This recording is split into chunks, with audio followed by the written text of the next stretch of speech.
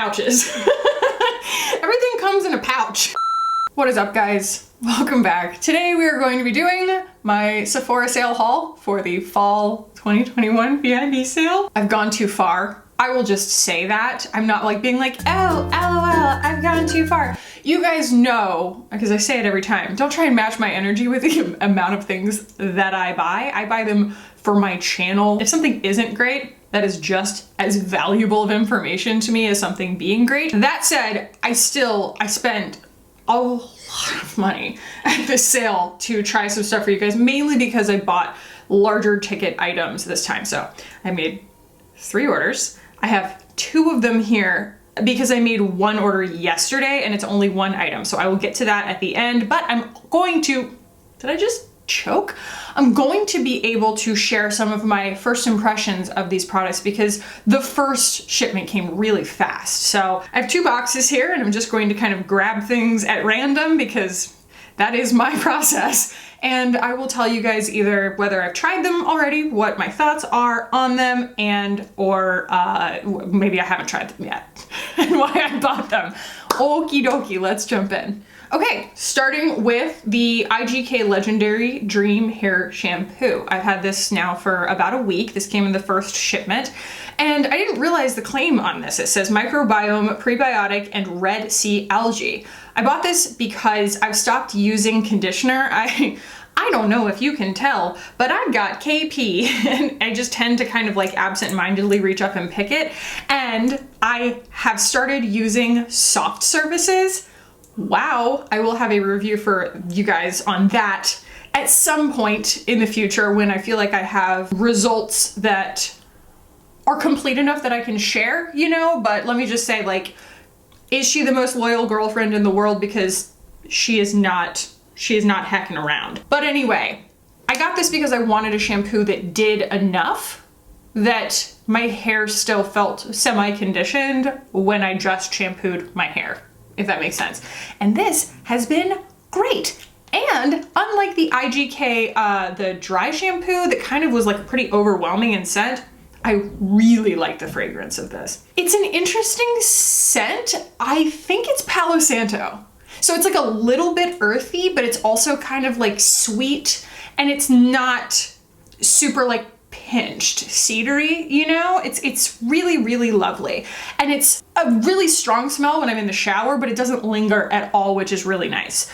And I just really like the performance of it. The fact that it is like microbiome prebiotic, you guys know, if it's got prebiotic, probiotic, I am like kind of a microbiome nerd. I feel like learning about my gut and my skin and everything as it pertains to that has been a game changer for me. I don't know, man. My body likes prebiotics and probiotics. It needs all the help it can get.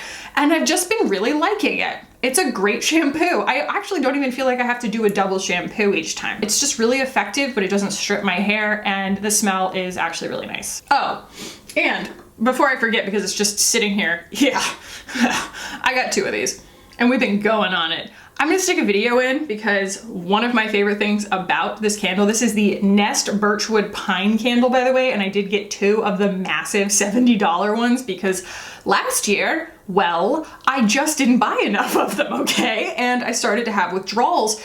I love not just the smell of this, but also this beautiful like mood that it sets in my bedroom. Like I put it, we have like a lamp, and we have this, and this is on my side of the bed, and when it's dark, like evening time in the bedroom, and this is just glowing, it's really like, it's just a hygge mood.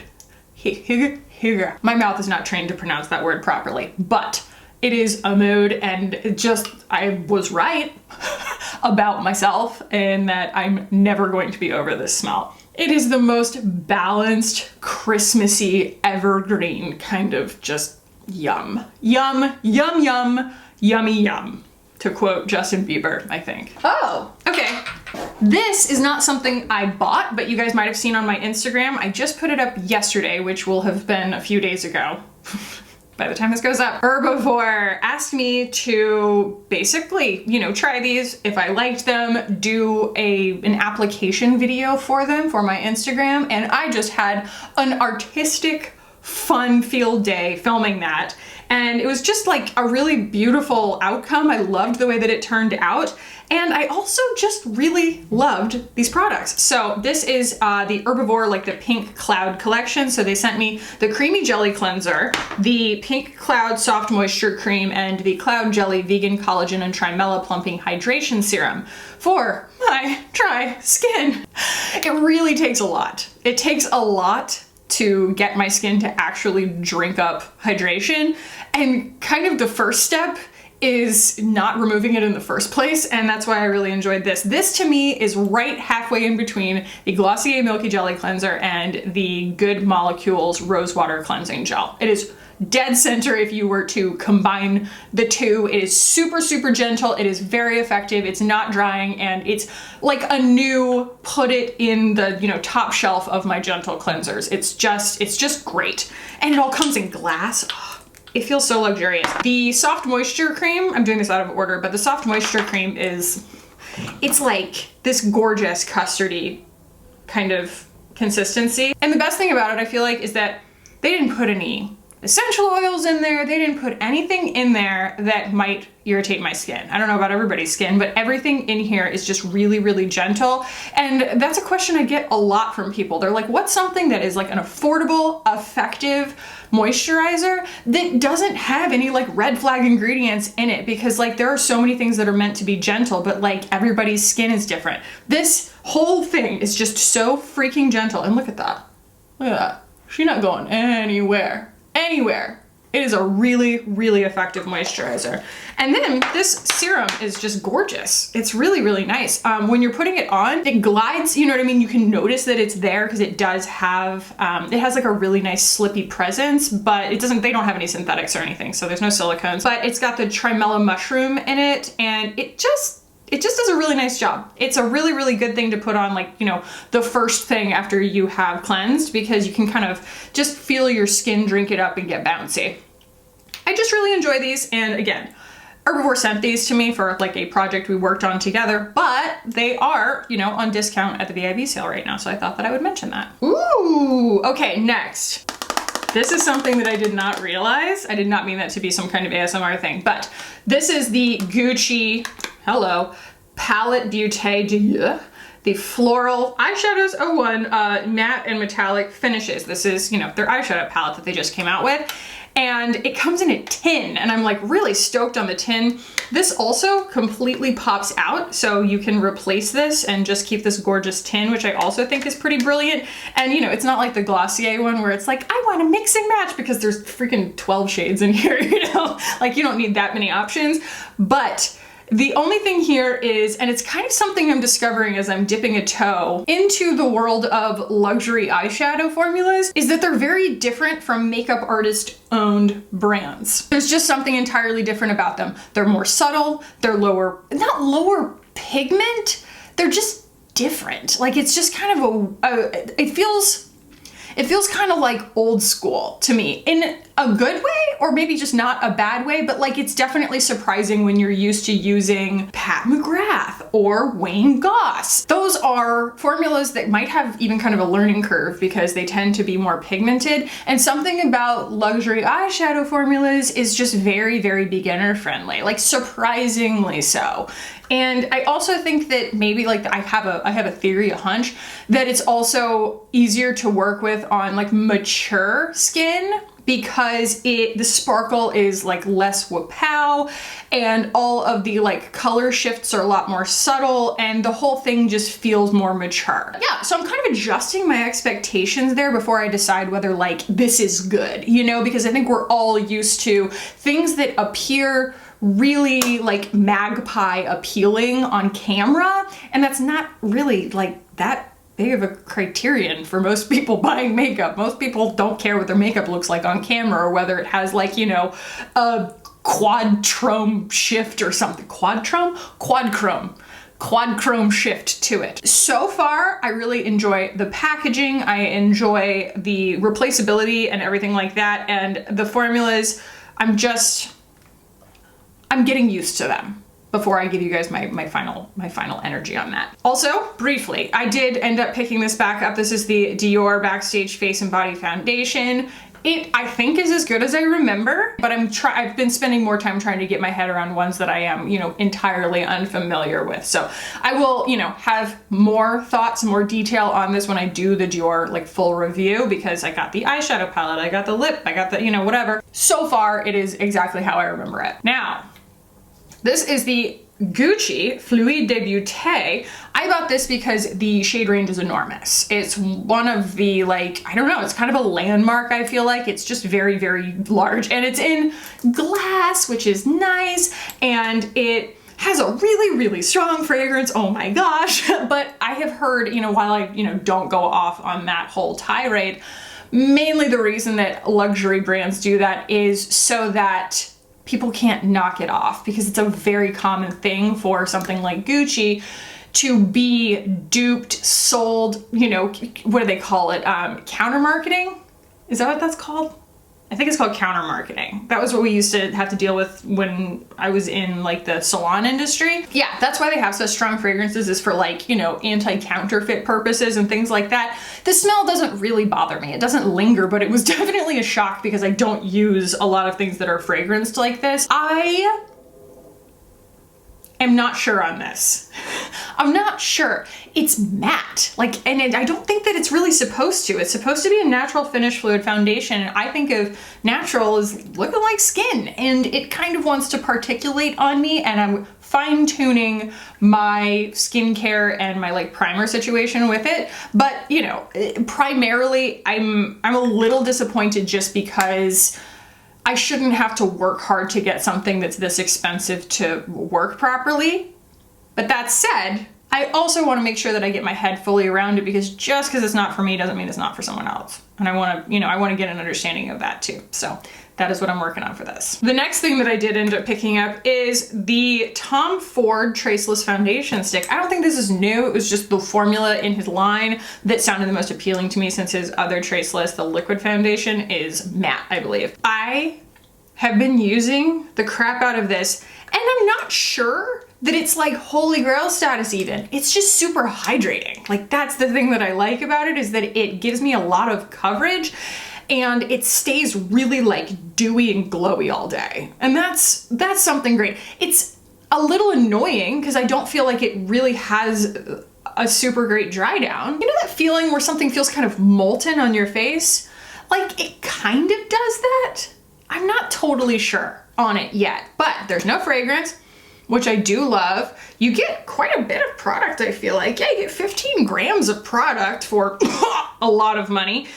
And the color that I chose, I got 0.0 Pearl. I did err on the side of light, but it's kind of great to use with a brush as like concealer. How I end up doing this, and I will demonstrate it when I do this video, is I kind of apply it where I want the lightest parts of my foundation, and then I use something like, I don't know, the Fenty body sauce, and just dab it where I want it a little bit darker, and then I just blend it all together, and it works great. And did I mention it's hydrating? Because it's really, really hydrating. And that's what my skin needs right now, is like that all day sustained hydration, and it works really beautifully for that. And then to be able to pick it up on a little concealer brush and, you know, go in and dot conceal and stuff, it's pretty awesome. But yeah, I still am not sure where I'm at in terms of like, is this super holy grail status to the point that I would recommend anyone spending this amount of money on a foundation, or is it like dupable?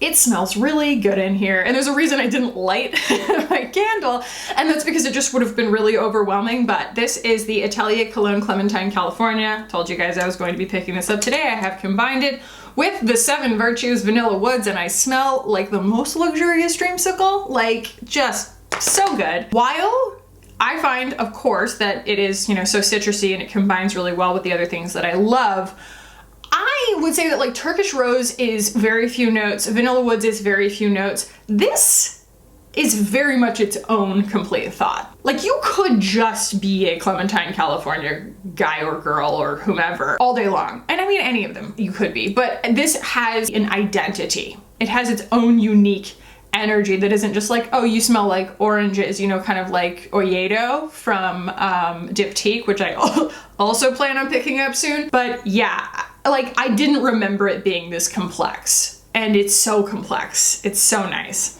I highly recommend going in and smelling it because there's something nostalgic about it to me and I can't put my finger on it. It's just really, really nice and it smells expensive. Ooh, okay. So in my second order, I decided to go for 2 different luxury lip glosses because they are both claiming to be liquid lip balm formulas. And you guys know it's one of my favorite things to get a good understanding of out there in the market. You know, we have Fit Glow, Rowan, Vesca, Cosmetics, True Gloss. It's a wide, wide world. Rare Beauty of these really, really slippy, beautiful lip glosses. And each of them kind of has their own unique take on it, where it's like, oh, some of them are actually more matte and not that shiny, or some of them are outrageously pigmented. Some of them have like mint in them and some of them don't, kind of thing, you know, claiming to be plumping.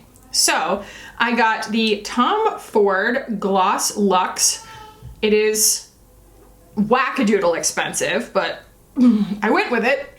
And then I also got the Givenchy La Rose Perfecto Liquid Balm. I want to look at this because the color name on the bottom of this says exquise. Like it's like exquisite, but they left a couple of letters out. Hang on one second. I have to make sure that that's right. Yep. The description of the color is neutral mauve and the name is exquise. Like, excuse me, why is this lip gloss $58? I'm not wearing this one today. It is a beautiful pigmented, actually a berry kind of color. And it just requires a little bit more like richness in the entire makeup look to pull it off for me. Like I need a little bit more berry everywhere to make it look like it belongs. I did end up putting this one on today. So again, I guess the shade is just 17, but this is the Givenchy one and it's a lot thicker. It's got some shift to it. I mean, like a satin finish, you know what I mean? It's not glittery at all, but it does have a little bit of iridescence and less shine. And neither of them, I don't know, they do kind of have, I don't know, I don't mind a smell in a lip gloss usually. If it does, it's very, very subtle. Very, very subtle. Tom Ford, I'm glad that he does like very, very little, if any, fragrance. The Givenchy like lid right here, I am kind of obsessed with. It's like this, you know, leather feeling. Love that. Yeah, I don't know if this has a smell either, but this one's mintier. It's a little bit plumper. And yeah, so I will have, you know, more thoughts on these as I get a chance to wear them, but that was kind of my thought process here for a $58 lip gloss. It better be exquise. And if like exquise is a word, I'm gonna be really embarrassed. But doesn't bother to Google it. I got these as stocking stuffers, little BB Caudalie Beauty Elixirs. So yeah, I got these for my mom and my sister because nobody hates these. I did end up picking this up and I will go ahead and spoil this, fam. I like this so much. This is the Eclat Soleil from Gucci, their bronzer.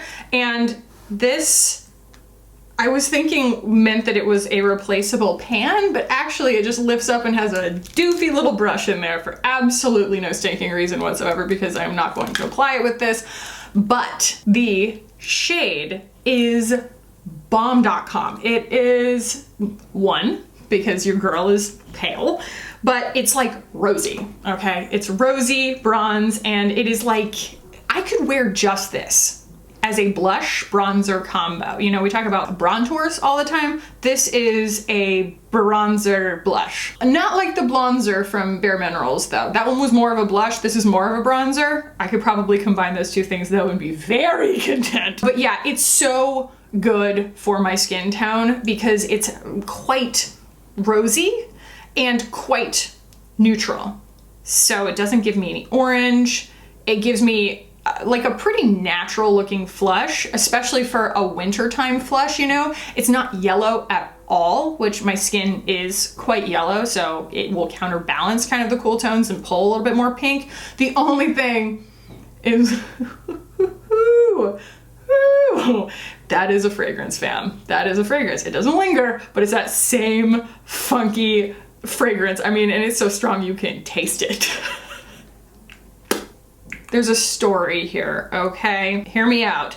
This is the one that I mentioned in my wish list video, my first video. This is the Tom Ford Eye Color Quad in Naked Pink, and she looks like this. Honestly, it looked like the most perfectly boring me palette I've ever seen, okay? And then all the comments were, I have heard terrible reviews on that you should try his wet to dry formula. You know, the one that you can actually stick a wet brush in and it, you know, performs beautifully. And they told me that the ones with the TF impressed in them, those were going to be the wet and dry formulas.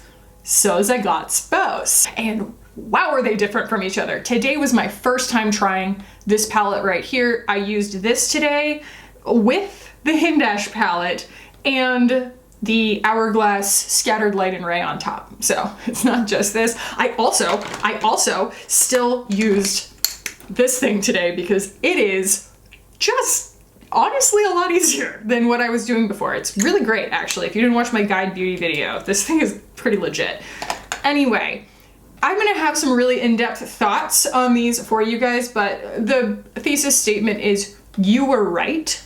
I mean, you kind of always are, but ... Like, I have a lot of feelings here, and I cannot wait to show you guys how these work in contrast to one another, because it's not about how I feel. It's about seeing them in action, because it's super subjective. These are going to be crazy, crazy subjective as to whether they're worth your money. So stay tuned for the full Tom Ford review. And I picked up this. This is the Tom Ford 01 Brazen Rose Shade and Illuminate Blush. I'm reading it upside down. That was why I was having a struggle, and then it just switches to another language and my brain scrambled. I have a lot of feelings here. One of those feelings is there's carmine in this. And so I have experienced a couple of little red speckles on my face. Is it a deal breaker? I haven't decided yet. But I have used these already to the point that there is no TF impressed in them anymore because, well, your girl just likes blush. But I'm wearing this today, and I think that, like, even though I want to tell you whether something is good or not regardless of the price, Tom Ford throws down such a gauntlet in terms of his pricing that, like, you cannot not contextualize the performance of his products within the price. Like, you can't, like, even if it's great, you still have to look at it like, is it great enough that you want to pay that much money for it? And for me, I think that Tom Ford, like, my review of his products is not going to come down to whether or not the products are good. It's going to come down to whether I can find the same thing for less, because he is really stacking the deck for himself, you know? Like, these better be exquisite. Sorry. Anyway, moving right along. Let me double check my orders and make sure that I've talked about everything before I go into the final order that I made. Stop. Oh, shut up. This poor app.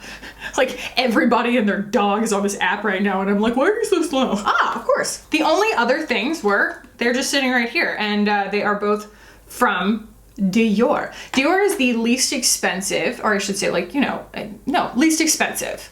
I was gonna say most affordable, least expensive of the luxury brands that I'm trying in this haul, and I picked up their Lip Maximizer and this palette in Cool Neutrals. These neutrals are cooler than I thought they were gonna be. Like, they're very, very cool. So I'm kind of trying various looks with them to see, like, what, you know, how much I can push in each direction, and like the wearability of it for, you know, different skin tones and stuff. But I do enjoy, you know, the formulas so far. I also am very displeased with this packaging. I knew I would be because it really looks like drugstore. Like, it really looks like drugstore, guys. And let's be honest, okay? Yeah, I think Dior needs to kind of step their game up on, I mean, just like anything. You know, make it not clear. I think it's the fact that it's clear that's just so odd to me. And then I do like this packaging. I like this weird little knob. I've always liked that when I saw it on, like, the displays and stuff. And this one is not a liquid lip balm, but it's very minty. And that's how it does its plumping, and it's also quite pigmented. I still need to wear it a lot more to understand, like, wear time, how it compares to other things that are like it, to tell whether I think that these are worth it, and also, like, dupability, you know? All right, those are all the things that I bought. No, they're not. Those are all the things that have arrived. I bought one more thing. And don't worry, it's not a Dyson. It's actually, I think, gonna be even more interesting to you guys than the Dyson, because I think everybody is just kind of like, yeah, it probably does what it says it does, and that's fine. It's $500 freaking. It should. The thing that I did end up buying is the LightStim for wrinkles, because I'm 34 and a half. I have the LightStim for acne and I sing its praises all the time. It is an amazing tool. It is so effective for my occasional breakouts. Again, I have no idea how it would work for cystic acne, but for like my angry under the skin pimples that, you know, arrive, it shortens healing time so much, you know, from like a week to a day or two, which is phenomenal. The wrinkle situation was never really particularly compelling to me because I didn't have any wrinkles, but I found one. And it's not like I'm scared of aging or anything like that, but like, I have to admit my brain went, aha, we have something to experiment on now, because it's like it's where my skin's really dry, okay? And these things like the fine lines, etc. Like I have no problem. I've never gotten like Botox in my like, you know, crow's feet or anything like that. But this one is right freaking there. Do you see? You know, right there? And I actually didn't even bother to look to see how the LightStim for wrinkles works. It might stimulate collagen production, probably something like that. I have no idea. I just decided, I was like, well, if I'm gonna buy it, I wanna get 20% off because it's more expensive than the acne one. And the reviews on it are great. Like you're scrolling through and people are like, this really freaking works. And then they're like, the only inconvenience is I have to sit there with it on my face. And I'm just like, you duh. Like, yes, that is, I guess, an inconvenience if you know, are expecting miracles, but I'm okay with like that being what I trade for miracles. So we will see. We will see if it helps, and I will report back accordingly.